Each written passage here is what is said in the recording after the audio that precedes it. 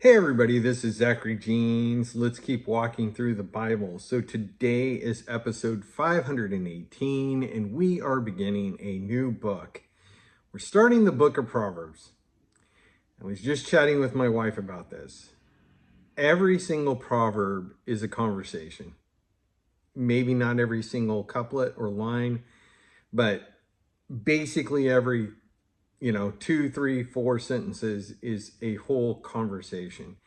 And we are in a Bible walkthrough, something akin to a read through, and therefore we can't stop on every proverb and chew on it, meditate on it, discuss it, bat it back and forth. Look at it in the context of when it was written, look at it in the context in which we see it now through the lens of Jesus. So that said, that's my preface. We aren't going to be able to stop on every proverb. However, we will do our best to stop along the way and hit really important ones. No doubt I will skip ones that you're like, hey, wait a minute, I want to know what you think about that. So my wife was joking with me, after I'm done with keep walking through the Bible, maybe I'll do a lingering in the Bible, hanging out, doing more in depth. So I don't know, we'll see. Thank you for the love. Thank you for the likes. Thank you for the opportunity to walk through the Bible with you. If you would like to, Lord willing, we're going to look at the first 3 chapters today, and we'll take this in 2 to 3 chapter chunks over the next 10 episodes or so. And I would like to, again, take more time, but I just don't think that would be appropriate for our walkthrough and the pacing that we've kept to this date. Again, the goal is, Lord willing, for us to complete our 3-year walkthrough of the Bible here on December 31st, New Year's Eve. And Lord willing, we will do that. All right. Why don't we stop? Why don't we pray? You hit pause. Go ahead and listen or read at esv.org. First 3 chapters, and then we'll get going. Lord, I love you. God, thanks for your word. God, thank you for opening doors for your word. God, you're so good. God, help me be faithful to you and to your word and to those that you have given to me in my life. First and foremost, my wife, my family, those that I serve, those that are here.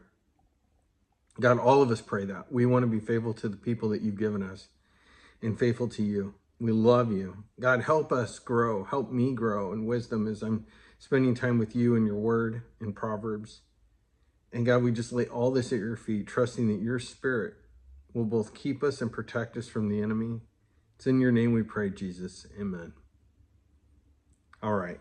Well, why don't we open up? Hopefully you took a minute or two to go ahead and listen to Proverbs or read. And we are going to open up. We're going to take the first section here, first 7 verses. We'll talk about it, and then we'll move on to the next section, talk about it, and so on and so forth. The beginning of knowledge, ESV titles this, and it's fair. It is the beginning of knowledge. The Proverbs of Solomon, son of David, king of Israel, to know wisdom and instruction, to understand words of insight, to receive instruction in wise dealing, in righteousness, justice, and equity, to give prudence to the simple, knowledge and discretion to the youth. Let the wise hear and increase in learning, and the one who understands obtain guidance. To understand a proverb and a saying, the words of the wise and their riddles.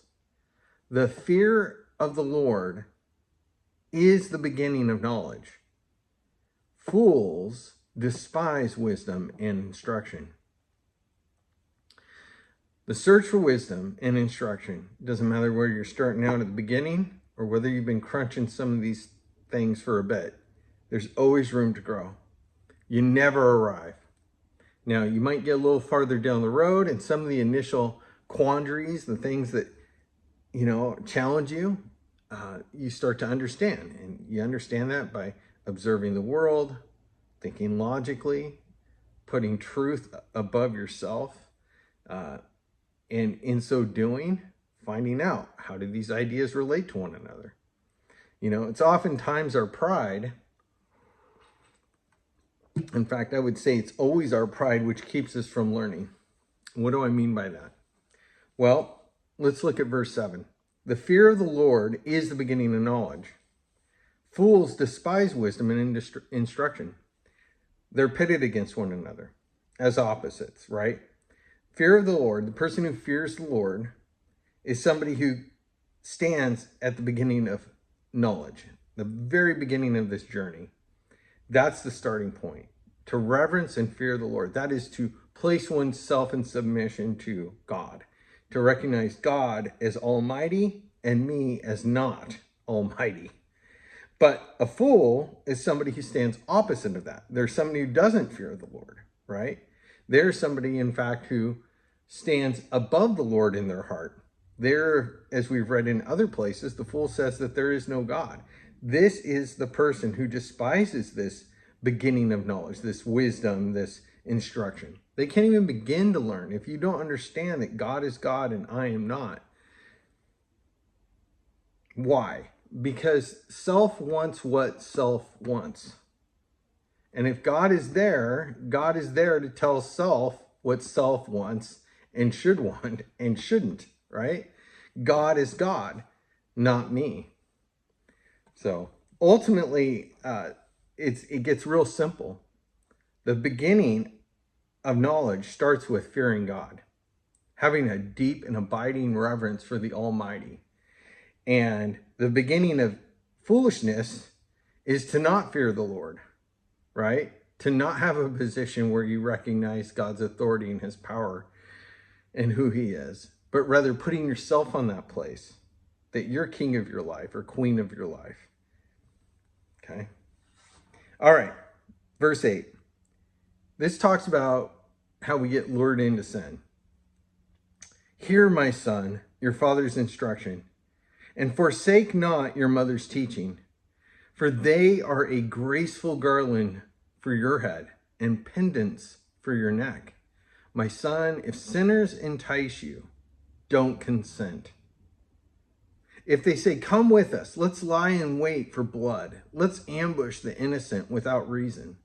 Like Sheol, let us swallow them alive, and a whole like those who go down to the pit. We shall find all precious goods. We shall fill our houses with plunder. Throw in your lot among us. We'll have one purse. My son, do not walk in the way with them. Hold back your foot from their paths, for their feet run to evil, and they make haste to shed blood. For in vain is a net spread in the sight of any bird, but these men lie in wait for their own blood. They set an ambush for their own lives.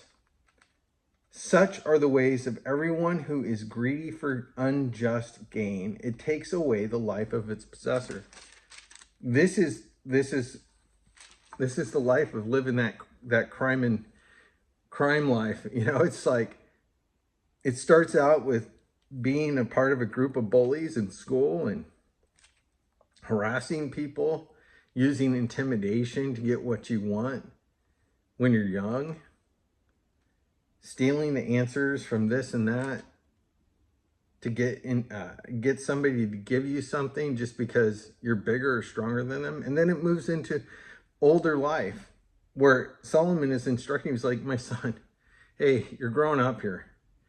There's going to be guys that are going to kind of come alongside and say, hey, let's go gang up and steal from people. Let's go basically ruin their lives so that we can have stuff. Well, what does that eventually lead to? Well, it's that pirate life eventually has its end, and it's not a good one, because eventually people turn on each other in that world. But this whole life, it's like a trap. The bait is this desire. Such are the ways of everyone who is greedy for unjust gain. Not just gain, but unjust gain, right? It takes away the life of its possessor. This unjust gain, I want it. I want to have it now. I don't want to do it the right way. That takes too long. It's too much hard work, whatever. I have to humble myself. I can't just take it. It takes too long. And then eventually it takes you. So pretty simple. If you recognize that there are people asking you to get over on a group of other people because they're idiots, and this is the game, and so we're just going to play it better than them, and we're going to just take it from them, that itself tells you that you're in a situation where it may take you. Not right away, but eventually. Because you're playing a game where people are stealing, cheating and stealing with each other, and they're going to eventually cheat and steal you. Life will. Or you'll face justice. But at some point, you're going to pay the price. So if you're greedy for unjust gain, if you want to take and steal, eventually it's going to steal from you. The call of wisdom. Wisdom cries aloud in the street. In the markets, she raises her voice. At the head of the noisy streets, she cries out. At the entrance of the city gates, she speaks. How long, O simple ones, will you love being simple? How long will scoffers delight in their scoffing and fools hate knowledge? If you turn at my reproof, behold, I will pour out my spirit to you. I will make my words known to you. Because I have called and you refuse to listen, have stretched out my hand, but no one has heeded. Because you ignored all my counsel and would have none of my reproof, I will laugh at your calamity. I will mock when terror strikes you. When terror strikes you like a storm and your calamity comes like a whirlwind, like a tornado. When distress and anguish come upon you, then they will call upon me, but I won't answer. They will seek me diligently, but they won't find me. Because they hated knowledge and did not choose the fear of the Lord. They would have none of my counsel and despised all my reproof. Therefore, they shall eat the fruit of their way and have their fill of their own devices. For the simple are killed by their turning away, and the complacency of fools destroys them. But whoever listens to me will dwell secure and will be at ease without dread of disaster. When we will not listen or seek this wisdom which Solomon is speaking of, which begins with the fear of the Lord and is now personified wisdom as a female who has this wisdom. She is wisdom. And she speaks and she calls and she cares. But if her child is an idiot and refuses to listen and is complacent, simply will not move in any direction towards any understanding. It's just totally, I'm not going to worry about thinking about that stuff. It's too tough. What point is it? It doesn't do anything for me now, right? It's not the quick and easy, like stealing something from somebody. If you refuse to use and exercise your brain, when the calamity comes, when the storm comes of life, when the challenges come, when the difficult stuff happens, at that moment, the fool will cry out like, well, okay, I need to figure this out. Where's my wisdom? Where's the answer? And it's not there. It's the thing that you have to do before the problem arises. It's the thinking and the heart searching and the wrestling with ideas that gives you the ability when the trouble comes to deal with the trouble. But when the trouble comes and you haven't done that, there's no time. There's no time to deal with it. and you're crushed by it. You're smashed by the tornado, by the storm. You don't know how to seek shelter. You don't know how to move out of the way. You don't know how to fortify your life. So wisdom's crying out in the street, and people they won't listen to her. So we want to be ones who listen to her, because it's pretty straightforward and simple. The whole section basically sums up to this. If you're an idiot, you're somebody who doesn't fear God and won't lift up the energy, put up the energy to think through this stuff with wisdom, to understand stuff so that when trouble comes, you know how to deal with life. But if you are willing to do that, when the trouble comes, you will know how to deal with it. So I want to invite you. I'm inviting myself, fresh and anew, to put myself in the position of somebody who wants to seek wisdom so that when trouble comes, I can fairly deal with it. I don't want to be an idiot. I don't want to be a simple-minded person who's unwilling to think about these things. All right, chapter 2. Here's the value of wisdom. Here's the value. My son, if you receive my words and treasure up my commandments with you, making your ear attentive to wisdom and inclining your heart to understanding. Yes, if you call out for insight and raise your voice for understanding, if you seek it like silver and search for it as for hidden treasures, then you will understand the fear of the Lord and find the knowledge of God. For the Lord gives wisdom from his mouth, come understanding and knowledge. He stores up sound wisdom for the upright. He's a shield to those who walk in integrity. He guards the path of justice, and he watches over the way of the saints. Then you will understand righteousness and justice and equity, every good path. For wisdom will come into your heart, and knowledge will be pleasant to your soul.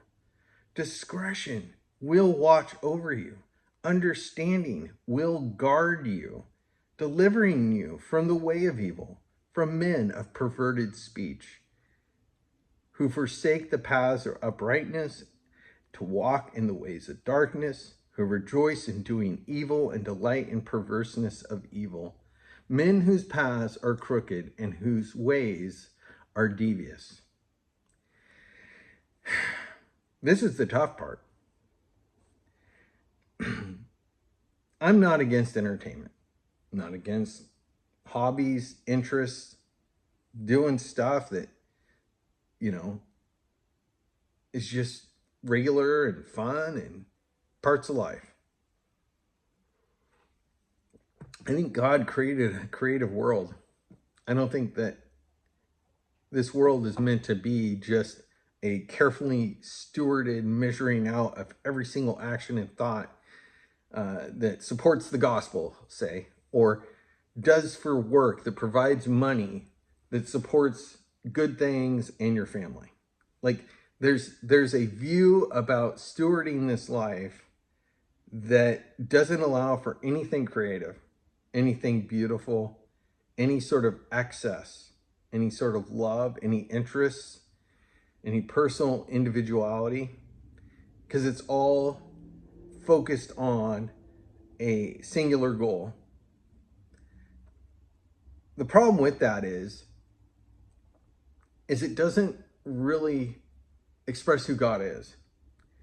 When you look at all of the world that is, there is such a diversity of creation, of animals and plants and all the cliches, right?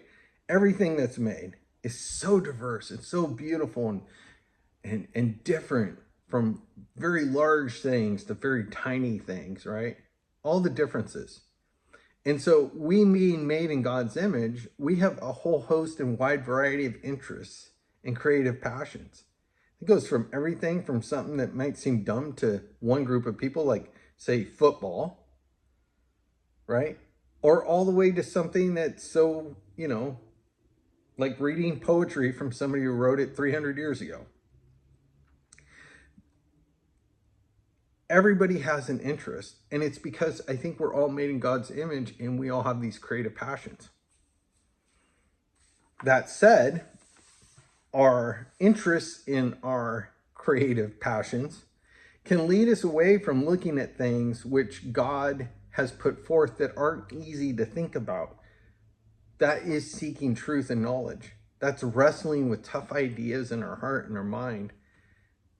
It's spending time feeling dumb when we're looking at a piece of text in the Bible and going, I don't get it. God, I don't understand this. How does that work? And then it hurts. It hurts your brain. It hurts your soul because you're like, I don't understand. And then you want to walk away from it. And you're like, well, I guess I'm not meant to understand it. And you spent all 30 seconds thinking about it. And you pop open a game or you pop open something on the TV or start doom scrolling. And you never seek God like he is, seek that wisdom, that understanding, that truth, and find God in his ways like it's talking about here. It's not easy. It goes back to that metaphor I gave before of the pastor taught about how leaves are beautiful and you can rake them up relatively easy, or you can blow them into a pile with a blower. But those leaves, their beauty, their faded beauty, they don't last, and they're all going to go in a pile or off to a, yard waste disposal. But the real valuable things are deep and they're underground, like gold and silver and gems, which are often the subject here, that are the example of wisdom and understanding and truth. And it's hard to dig for that stuff. If you're to go out and start digging holes until you find gold, right? First, you have to even find a place to even start digging, and then get permission to dig, and then get the tools to dig, and then do the digging. And then it's like, I didn't find anything. And then it's generally in the area, and you start digging and digging and digging and digging. And it's so hard, and you're beat up, and your hands hurt. And then finally you strike, and you see a glint of that beautiful yellow gold that you've been seeking.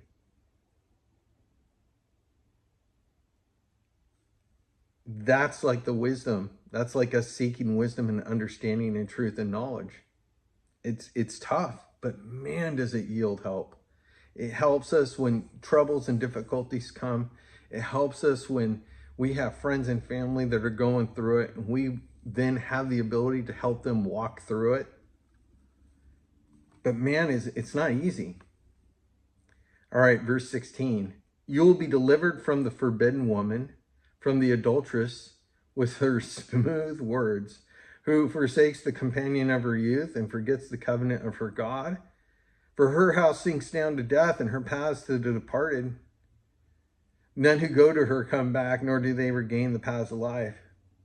And sadly, and I raise my hand, I'm trying to do this with all humility, like temptations can come to any of us. But I'll tell you what, I've seen some of the most godly men and women give it all up for a good time with someone else. And no matter what, and they may be forgiven and they can repent, their spouse forgives them, things go on, or maybe they get divorced, but they're still like able to maintain a relationship with God and the church. They've given up a pastorate, or they've given up, that trust in their marriage forever. They're forgiven, but that trust is shot. It's shot. There's always a question. Always a question.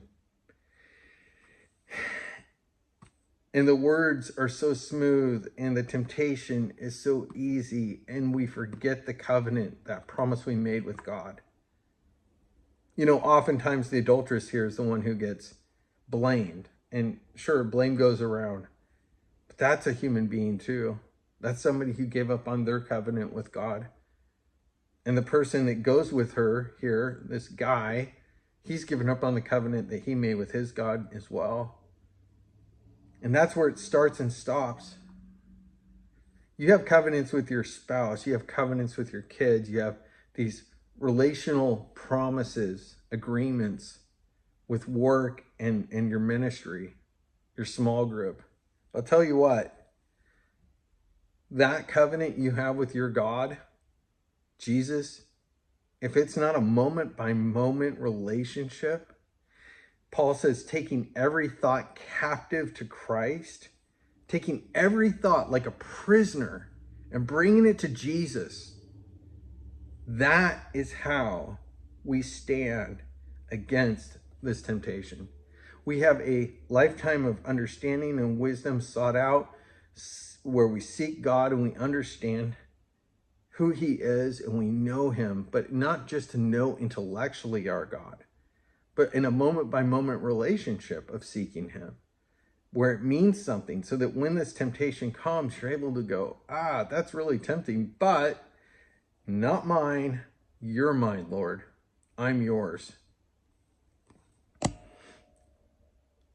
Verse 20, so you will walk in the way of good and keep to the paths of righteous. For the upright will inhabit the land, and those with integrity will remain in it.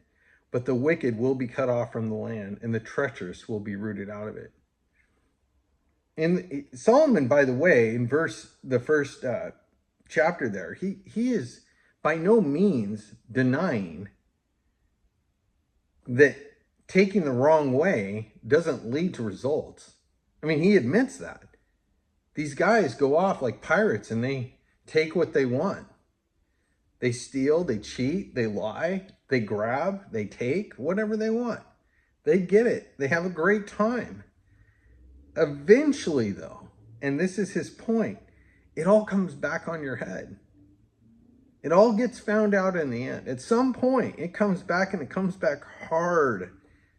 And for those that persevere, they eventually win out. They stand the test, generally speaking, of time. The integrity will remain in it. Those with integrity remain in it. But those that are wicked, they'll be cut off at some point. You're like, man, it takes an awful long time. Well, what do you have? You have the integrity of your relationship with the Lord. It's better to have a little with the righteous than an abundance with the wicked. Chapter 3. My son, don't forget my teaching, but let your heart keep my commandments. For length of days and years of life and peace, they will add to you. Let not steadfast love and faithfulness forsake you. Bind them around your neck. Write them on the tablet of your heart, so you will find favor and good success in the sight of God and man. What does that mean? Literally write it and bind it on your heart and stuff? Well, I see some people, they got little necklaces and they got bracelets that they'll write, their favorite verse, or they might get something tattooed on their arm, their favorite verse. Recently, a really wonderful guy passed away, and his name was Boone. He was a real advocate for veterans and really loved by a lot of people.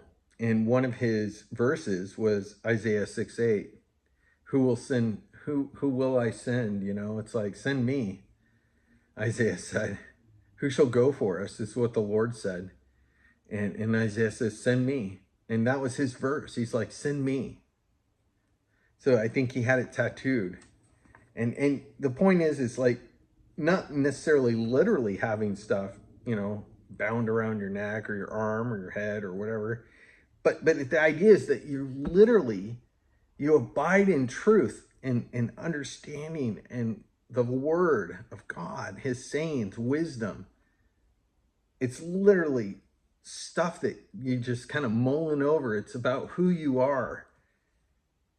And then when that is the way you walk and think and talk, you will find favor and good success in the sight of God and in man and with man.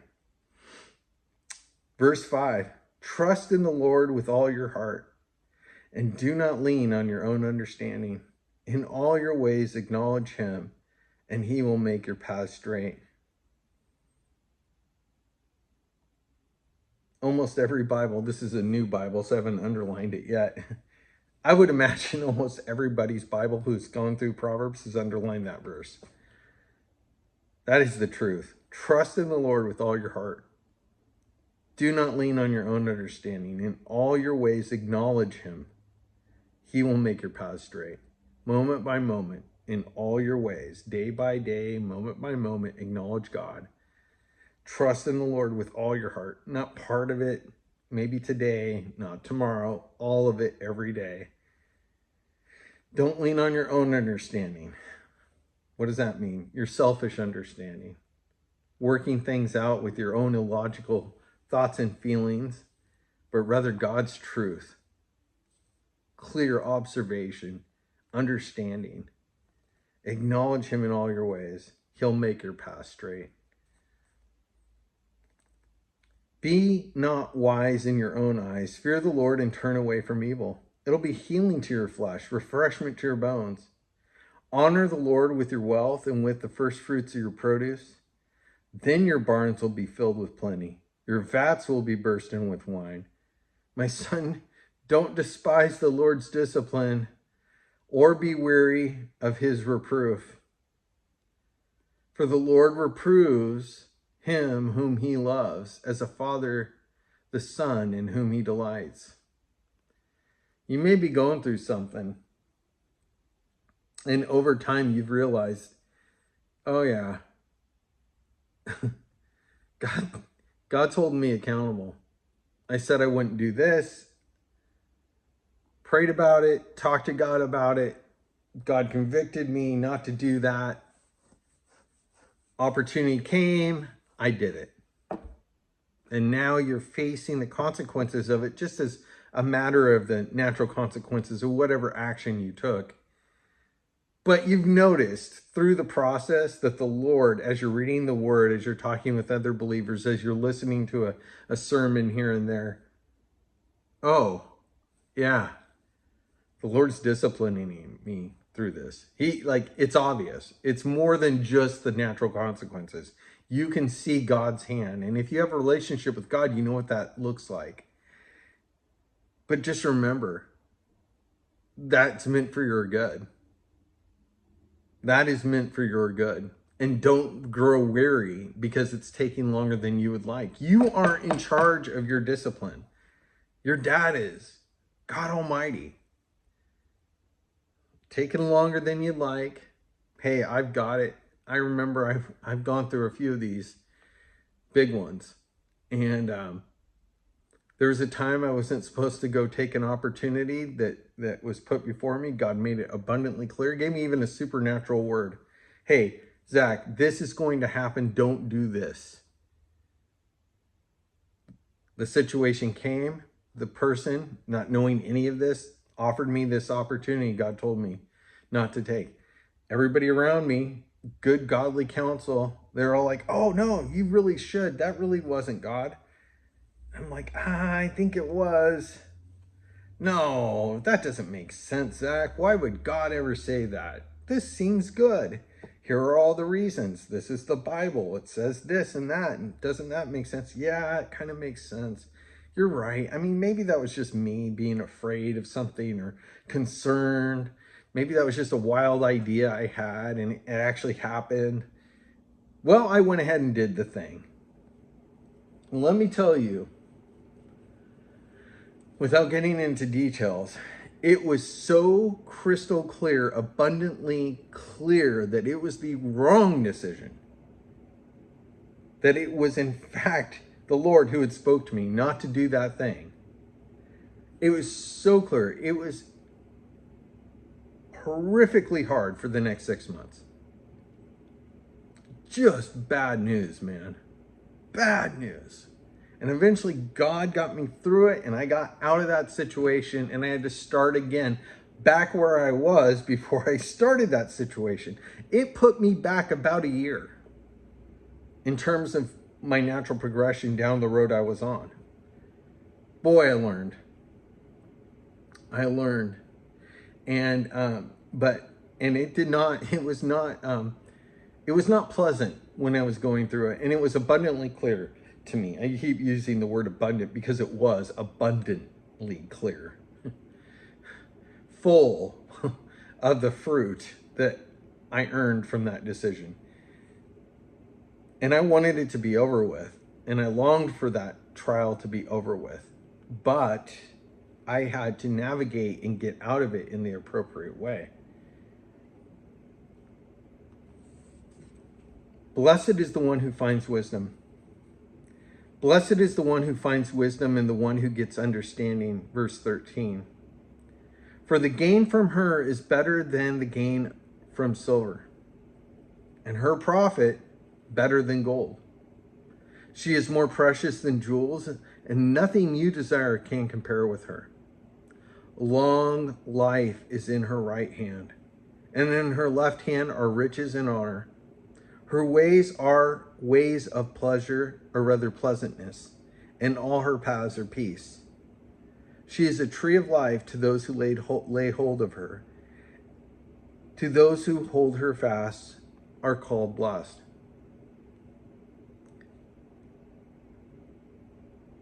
Again, the church struggles right now with back and forth between health and wealth, prosperity gospel, and the harsh, sort of austere life that Jesus and Paul present.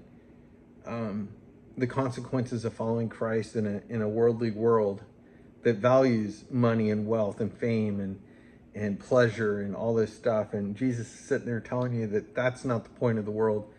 The truth and the love of God is the point of the world. And oftentimes those things are at odds. And so as a result, you have people weighing in and kind of really leaning into a side of the gospel that rejects any sort of forms of pleasure and earning money and all this stuff. And so you got this back and forth argument going on. It's been going on for a while. It's really rising to the surface right now. In general, Paul was an apostle, and he lived hand to mouth, and he lived making tents and selling them to people that could afford to buy the tents. And he was paying for the people who couldn't afford to pay for themselves.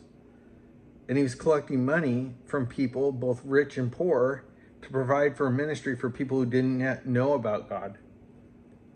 There's an economy in the world. And when we honor God and we do things right, in general, we'll be provided for.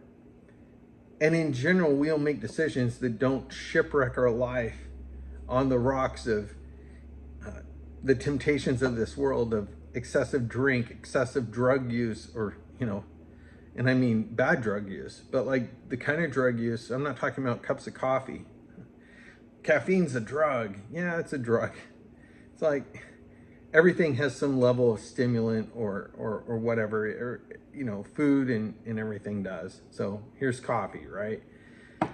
But I'm talking about things like heroin or fentanyl or, crystal meth.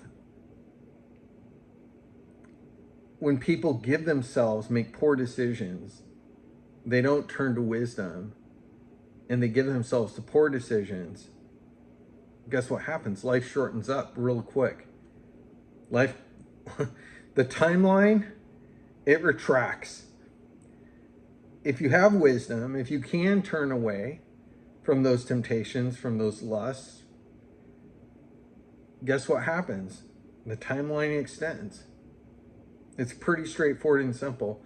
If you generally deal well with people and make wise decisions in business and not selfish decisions, guess what happens? You don't crash your company or your job into the side of the wall. What do I mean? I mean, well, if you're feeling selfish and not wise and not fearing God, what are you doing? Well, I don't feel like going into work today. I'm calling out.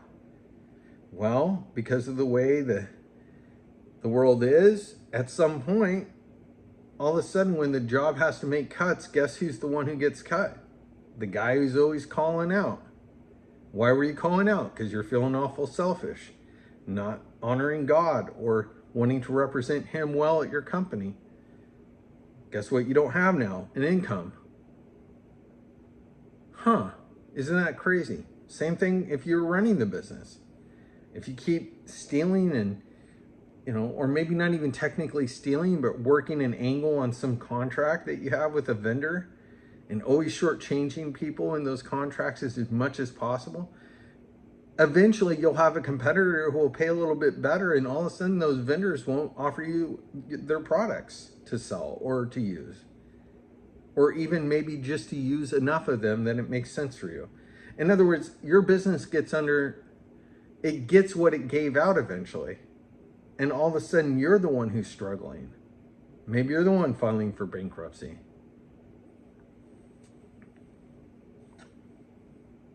Do not say to your neighbor, go and come again. No. My bad. The Lord, by wisdom, verse 19, founded the earth. By understanding, he established the heavens. By his knowledge, the deeps broke up, and the clouds dropped down the dew. You know, just as a side note, this much bigger discussion I'm going to do here. This is a huge thing where we're talking about the firmament, that layer of water that was over the earth. There's ancient stories from other cultures that would tell the stories of that firmament breaking up and the appearance of the moon for the first time. The stories in the Bible talk about it when it cracked open and eventually the water came down that layer, and then the earth, the deeps opened up and land was moved out of its place and all kinds of stuff, the big flood. But here's Solomon just kind of casually mentioning it. The Lord by God's wisdom, right? Lord by his wisdom founded the earth. By understanding established the heavens. By his knowledge, the deeps broke open. The clouds dropped down the dew.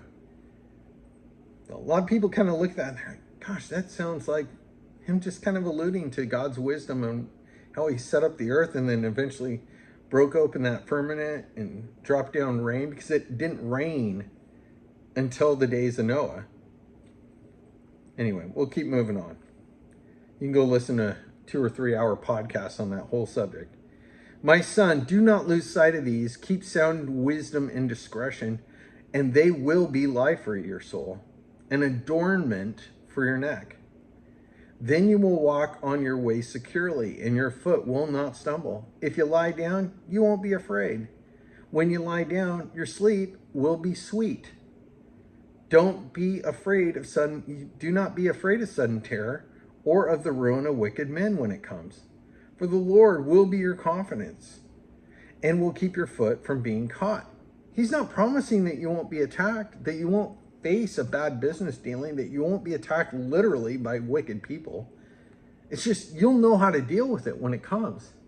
You know, in my job, I inevitably get a bad car. I get a group of riders that are super aggressive, both possibly physically, although I've been able to stop all those situations by God's grace and wisdom, or just people who are trying to connive and bait me into conversations and to try to get me to say something. And it's like you're playing mental chess. And I honestly, I wouldn't be able to do it unless I hadn't spent years with the Lord and really thinking about some of this stuff, so that in those situations I'm prepared. And I can tell you there's so much value, because what could have been a very ugly situation is then turned around, and perhaps I was able to get out of the situation, but then get some eyeballs on it from the appropriate people that can maybe help that person who is causing so much trouble. Or I can make sure that some other driver doesn't face these people again, because their account will be dealt with. And you're like, people do that? Yeah, people are like that. I've had some really, really unpleasant people in my car. And if I would have reacted emotionally or irrationally, it could have elevated the situation. Sometimes I have to raise my voice. I have to use a curse word or two just to elevate, to make them realize, oh, because I understand that they won't listen any other way. You talk to them calmly, peaceably, They don't understand. And then you're like, they're threatening you and they feel like they have some great advantage. And then you're like, oh, I kind of got to flip the table on them while I have authority and the control and the power. And so you pull over and you're like, hit 911. And while it's dialing, you're like, get out of my car. And they're like, what? Well, they just went from being in control and threatening you to all of a sudden it is completely turned on them. And now the 911 operator answers, 911, what's your emergency? And I say, Zachary, Lyft driver, passengers threatening me, will not leave the car. Okay, what's your location? And at that point, the people are like, oh crap, I got called out, right? Now, had I not had a place of wisdom and a security with the Lord, I might be really agitated. I might do something stupid. I've heard stories of drivers doing stupid things, like elevating the you might think, well, that's elevating it. No. I'm talking about where some guy is so freaked out that he reaches for a weapon, or some woman freaks out and she gets out of her car and abandons it. You know, some situation where then it puts her at risk and now she's on the street, can't get away. So yeah, there are times when we will be confronted, and by God's grace, with wisdom and his spirit and his presence, we can navigate through them. All right, let's close. 28.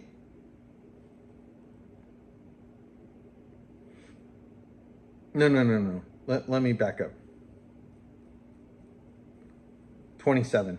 Do not withhold good from those to whom it is due, when it is in your power to do it. That is such a good word.